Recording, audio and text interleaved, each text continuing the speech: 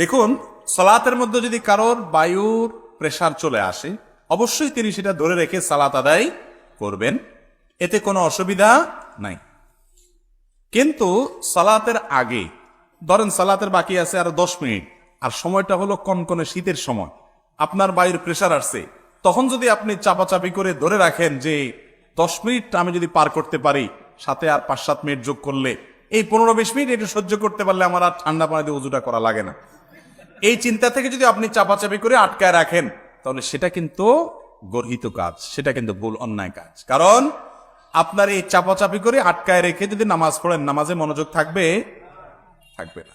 কারোর অসুস্থতা আছে, বয়স্ক মানুষ, পানি খুব ধারে কাছে নাই, এই মুহূর্তে নামাজ না পড়লে অসুবিধা হয়ে যাবে, এরকম এক্সক্লুসিভ ভিন্ন কিছু থাকলে, এক্সট্রা কিছু থাকলে ভিন্ন কথা। সচরাচর এই শীতের সময় আমরা অনেকে চাপাচাপি করে উজু ধরে রাখি, অনেকে আবার এটা নিয়ে বাহাদুরি দেখায়, আজ জোহরের সময় উজু করছি আমি, ওইটা দিয়ে কি পার করে দিছি, এশা পার করে দিছি। হ্যাঁ, যদি আপনার পেশাবের বেগ না আসে, বায়ুর বেগ না আসে, আপনি পার করেন, অসুবিধা নেই। কিন্তু বেগ আছে, তাও আপনি ধরে রেখে বীরত্ব জাহির করতেছেন, আপনি বীর না, আপনি বীরু। বীরু বুঝছেন, মানে কাপুরুষ। কাপুরুষ কেন? একটু ঠান্ডা পানিতে আপনি ভয় পেয়ে যাচ্ছেন, এত ভয়ের কি আছে? এ পানি লাগলে কি মারা যাবেন? নবী করিম সাল্লাল্লাহু আলাইহি ওয়াসাল্লাম বলেছেন, আলা আদুল্লুকুম আলা মা ইয়ামহুল্লাহু বিহিল খাতায়া ওয়া ইয়ারফা'ু বিহিদ দারাজাত। এমন আমলের কথা কি তোমাদেরকে আমি শিখাই দিব না, যে আমলের মাধ্যমে আল্লাহ তাআলা তোমাদের গুনাহ মাফ করে দিবেন আর তোমাদের মর্যাদা বৃদ্ধি করে দিবেন। সাহাবীরা বলেন, ইয়া রাসূলুল্লাহ, অবশ্যই বলেন, আমরা তো এটাই চাই। তারা তো এটাই চাইতেন। তো নবী করিম সাল্লাল্লাহু আলাইহি ওয়াসাল্লাম 3টি আমলের কথা বললেন, তার ভিতরে একটি হলো ইসবাগুল ওযুই আলাল মাকারে।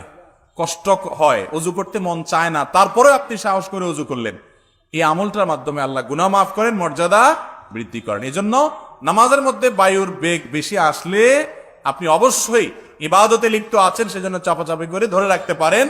কিন্তু নামাজের বাইরে আপনার আর 5, 10, 15, 20 মিনিট আছে নামাজের, মাগরিবের পরে এখন পেশাবের বেগ হাই আসছে, তারপর আপনি ধরে রাখছেন যে না, এশা ছাড়া এখানে করা যাবে না, এশাটা শেষ হয়ে গেলে আমি যাই শান্তি মতো ছেড়ে দিব, তাহলে আপনি নামাজটাকে মনোযোগের সাথে আদায় করলেন না, এই জন্য সেটা দোষণীয়। আর নামাজের মধ্যে যদি কারোর বায়ুর বেগটা এত বেশি আসে, যেটা আটকে রাখতে রাখতে বেচার অবস্থা বেশি খারাপ, অনেক অবস্থা কাহিল হয়ে যাবে, এবং এরকম ভয়াবহ পরিস্থিতি যে হয়তো কাপড় চোপড় নষ্ট হওয়ার আশঙ্কা হতে পারে। এরকম যদি হয়, তাহলে তার জন্য ওইটা ছেড়ে দেওয়া কি হবে না, গুনাহ হবে না, জায়েজ হবে ইনশাআল্লাহ।